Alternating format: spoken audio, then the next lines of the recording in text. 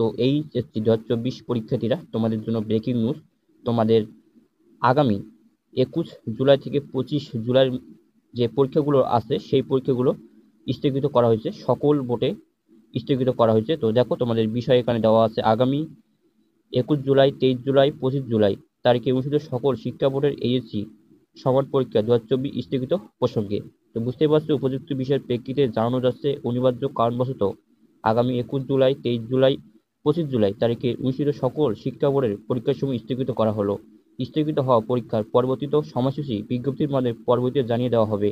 আগামী 28 জুলাই তারিখ হতে পূর্বঘোষিত সময়সূচি অনুযায়ী পরীক্ষা যথারীতি চলবে।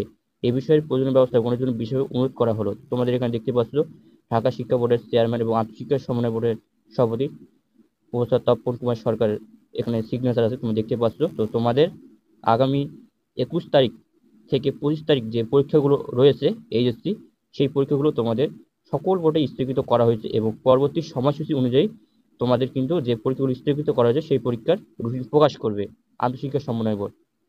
এবং তোমাদের আগামী 28 তারিখ হতে পূর্বঘোষিত সময়সূচি অনুযায়ী পরীক্ষা যথারীতি চলবে। মানে তোমাদের আগামী 28 তারিখে যে পরীক্ষাগুলো আছে সেই পরীক্ষা অনুযায়ী তোমাদের পূর্বঘোষিত সময়সূচি অনুযায়ী পরীক্ষা যথারীতি চলবে, মানে আগের রুটিনে তোমাদের। তো বুঝতে পারছো, তোমাদের আশা করি তোমরা বুঝতে পারছো যে কী জন্য তোমাদের পরীক্ষাগুলো স্থগিত করা হয়েছে।